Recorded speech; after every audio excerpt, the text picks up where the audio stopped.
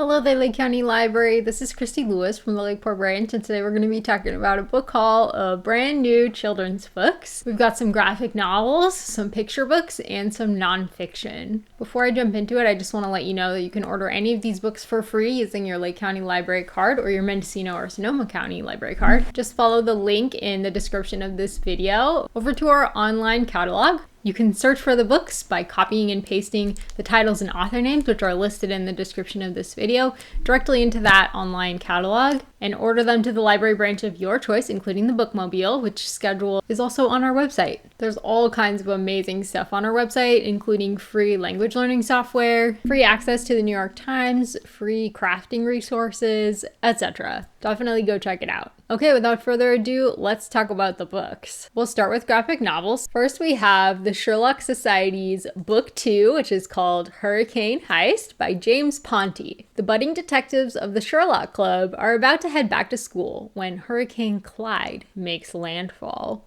Good thing school is postponed because the hurricane unearths the body of a suspected criminal mastermind who disappeared when Grandpa was just a kid. Now the young sleuths and Grandpa the journalist have a chance to set the record straight. Next we have Unico Hunted, which is volume 2 of the series, by Samuel Sattin. In this second entry in a series based on the work of legendary Japanese cartoonist and animator Tezuka, a unicorn named Unico is blasted through time into a sinister factory town. There, he befriends Chico, a frail and lonely human girl who is threatened by an evil force controlling the factory. Worse, a goddess has unleashed a hunter, a legendary warrior, to hunt down Unico. Unico Hunted is also available on ebook. Our next genre is picture books, and first we have Oh Dear, Look What I Got by Michael Rosen. In perfectly calibrated rhymes, readers follow a youngster as he visits a succession of stores, coming away, in each case, with animals instead of the items he was looking for. Upon receiving a parrot instead of a carrot, he exclaims, "Oh dear, look what I got. Do I want that? No, I do not." When the animals don't get along, the problem escalates further. Next, we have The Invisible Parade by Leigh Bardugo, illustrated by John Picacio, which is a brilliant name for an illustrator. Cara does not want to go to her family's Dia de los Muertos celebration at the cemetery.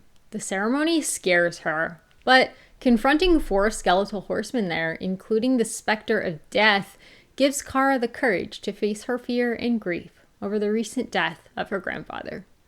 The Invisible Parade is woven with small moments of catharsis and humor, and it's also available on ebook and e-audiobook. Next we have If We Were Dogs by Sophie Blackall. With a minimum of text and illustrations that enhance and deepen the story, readers get a peek at the marvelous potential of pretend play between 2 friends with a difference of opinion. 2 children pretend to be dogs, but one child is clearly in charge. I'd be a big dog and you'd be a little dog. But what if one party doesn't want to be a dog at all? Can they still play? Next we have Whoa, Panda by C.S. Jennings. Enthusiastic youngster Panda is still actively learning how to respect personal space. The book begins with Panda shoving his face into the unnamed narrator's, one panel showing a close-up of Panda's eye. That's how close he is. Despite several reminders, he licks and squeezes others, earning more gentle chastisement. By the end, he is invited to join the fun in a way that makes everybody comfortable. Next, we have Sundust by Zeke, Peña. 2 siblings explore the beauty of the desert beyond their border city's rock wall.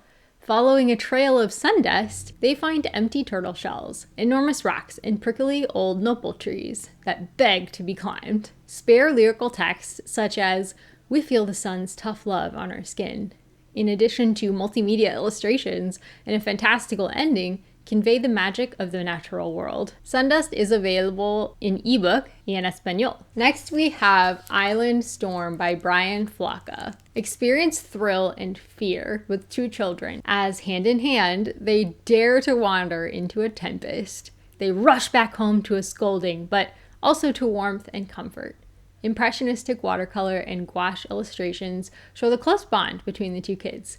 and how the light changes in a storm, as well as the beauty and safety evinced in the passing of a storm. Our next genre is nonfiction, and our first nonfiction for today is Extraordinary History of Witches by Hazel Atkinson. Do all witches fly? What herbs do they use? From Medea in The Witch of Endor to the Inquisition and Islamic Jinn, you will find context for your favorite witchy stories in this richly illustrated volume. A mix of historical scene setting and legend from a plethora of cultures, this history examines religions, magic, and more in an effort to center those usually dismissed as villains. Next we have Are There Rainbows in Space? A colorful compendium of seriously cool science by Sheila Kanani. Is the sun really yellow?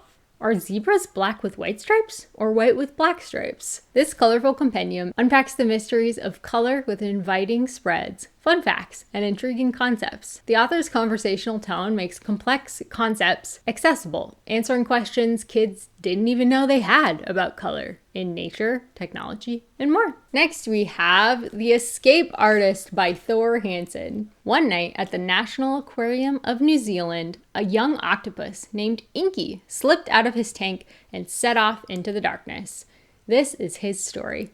Illustrations realistically portray the aquarium and sea animals while also allowing Inky's eyes to express the full scope of his personality, emotions, and intelligence. Back matter with info on octopuses and the IRL Inky at educational depth. You can see his eyes here and they are very expressive. Our last book for today is Elephant Bowling and Other Animal Play from the Animals Do What series by Richard Hayes and Stephanie Liberis. Animals, like children, like to play, just for fun. Kias, a type of parrot, like to prank each other. Elephants lie in wait for a companion to come strolling along and then slide downhill to bowl him over. Lightly anthropomorphized animals romp cheerfully across the pages, playing more than 20 animal games to hone abilities and to release happy hormones. That is it for today's book haul. We hope that you enjoyed it. Let us know down below if you're going to order any of these books or if you have any questions, because we really love to hear from you. Take care until next time. Bye-bye.